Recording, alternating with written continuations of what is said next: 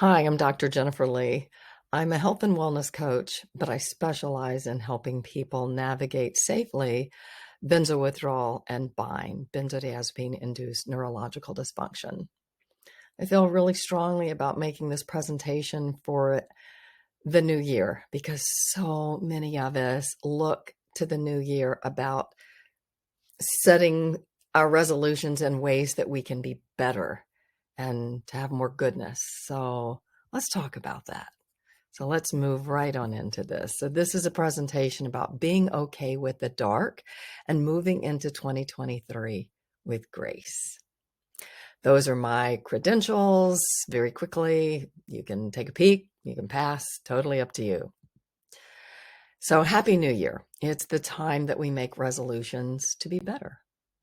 But wait, before you do, let's think about what we're taught. And we're taught about good, that it's the end all be all, right? And we're not worthy or lovable or enough if our body, minds, or spirits aren't good. And we can only be happy if we're good. And we're taught that the bad's the enemy. And we're taught to hate and turn away from that, what we think is bad in our minds and bodies and spirits. And we can't be happy if we're bad or life is bad. So that's kind of the construct that I think most people have in their minds. And we're also taught that good is light and that the bad is the dark. And we often use these words good and bad interchangeably. So let's talk about the myth about good. And as we enter this new year, we focus on setting goals to improve and to do better, to be better so that we can reach our highest potential. But what if this push, this drive for goodness, it limits us? It actually keeps us from our highest and best potential, if it keeps that out of reach. So what if good is just a myth? And what if the dark is important too? I love this quote. It's a song from Leonard Cohen. Ring the bells that can still ring. Forget your perfect offering. There is a crack in everything. That's how the light gets in. There is a crack in everything. Nothing is perfect. We aren't perfect. Life isn't perfect. And it is in the less than perfect places within us and the less than perfect events and circumstances in our lives where we learn and grow. And the bad and the dark is an important part of life. Think about it. A seed can't grow and sprout. Well, it can't sprout and grow without the dark. And even the earth needs darkness. And I bet if you think about it, you can come up with more ways where the dark is profoundly necessary. And here's another viewpoint. It's the poem Wild Geese by Mary Oliver. I love this poem. You do not have to be good. You do not have to walk on your knees for 100 miles through the desert repenting. You only have to let the soft animal of your body love what it loves. Tell me about despair, yours, and I will tell you mine. Meanwhile, the world goes on. Meanwhile, the sun and the clear pebbles of the rain are moving across the landscapes, over the prairies and the deep trees, the mountains and the rivers. Meanwhile, the wild geese, high in the clear blue air, are heading home again. Whoever you are, no matter how lonely, the world offers itself to your imagination, calls to you like the wild geese, harsh and exciting, over and over, announcing your place in the family of things.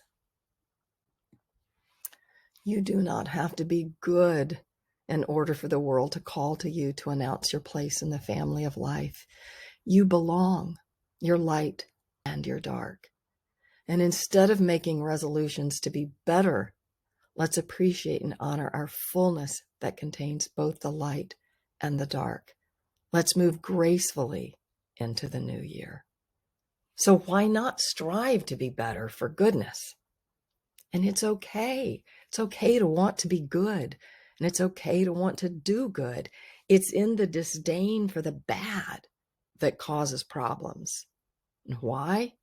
Because of our autonomic nervous system. So our autonomic nervous system has two main responses. And our default state is, it's called a parasympathetic ventral vagal response. That's our default state. That's where we want to hang out most of the time. And that's when we feel safe. And that response is called the connect state. And just the opposite response of the autonomic nervous system is called the protect state. And that's when we feel threatened or there's some danger. And we shift over into the protect state. And it's a sympathetic fight or flight, or it's a parasympathetic dorsal vagal freeze. And the connect state, that's our default, remember, that's an outward focus. And when we've got that state in our nervous system, it's going to drive positive thoughts and feelings and actions. We can have, and here's a list of them: creativity, confidence, compassion, innovation. We can be solution oriented. We can have productivity, peace, ease, serenity, effective communication, optimal health and happiness in its pro-social. So in the connect state, you're going to have positive thoughts, feelings, and actions. The protect state's just the opposite. It's an inward focus, me, me, me. And fear, anxiousness, doom and gloom, resentment, regrets, isolation, we're unhappy, maybe we're overwhelmed, we're uncertain, we can't make up our minds. It's problem focused. We can't take our minds off of, the problem. We have ineffective communications and negative thoughts and feelings and actions. And it's antisocial. It's about me, not you or us or even we. It's just this inward focus. So in the protect state, you're going to have negative thoughts, feelings, and actions. So whenever there is an enemy or danger, our autonomic nervous system, it shifts into that protect state, into fight, flight, or freeze. And if we make bad and the dark and all the things that we don't like about ourselves and mind, body, or spirit, our autonomic nervous system is going to shift into the protect state. And when that happens, we have negative thoughts, feelings, and actions. So if we fear or hate the bad, the dark, we are going to be driven by negativity. And if we're driven by negativity, we're not going to be able to reach our highest and best potential. But if we accept the things we cannot change, and we accept our flaws, our shortcomings, and our darkness, our autonomic nervous system can remain in the connect state where we have positive thoughts, feelings, and actions. And if we practice acceptance, we are going to be driven more by positivity. And if we're driven more by positivity, we have a much greater chance of reaching our highest and best potential. So in other words, let's not make a New Year's resolution out of anxiety, fear, or guilt. Let me say that again, because that's really important.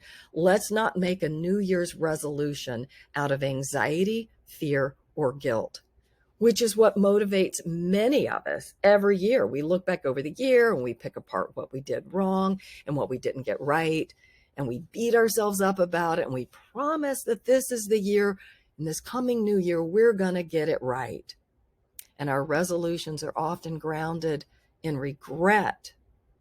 And the regret is a negative judgment. And judgment, criticism, and evaluation, they're all perceived as a threat by our nervous system, shifting us into the protect state, generating negative thoughts, feelings, and actions. So how can we reach our highest and best when we are creating a New Year's resolution based on fear, guilt, anxiety, regret, based in the protect state?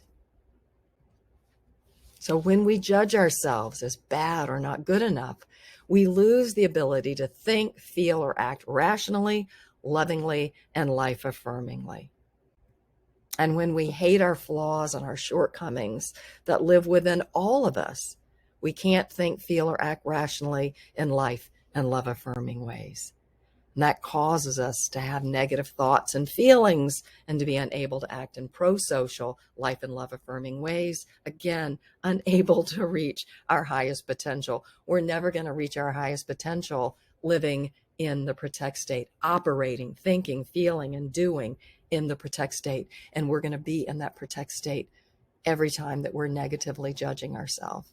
So instead of simply striving to be good, let's expand into our full humanity, not fearing, hating, or ignoring anything about ourselves, but rather accepting the things that we cannot change. I learned the Serenity Prayer and the 12 steps of recovery 12 years ago when I went to AA.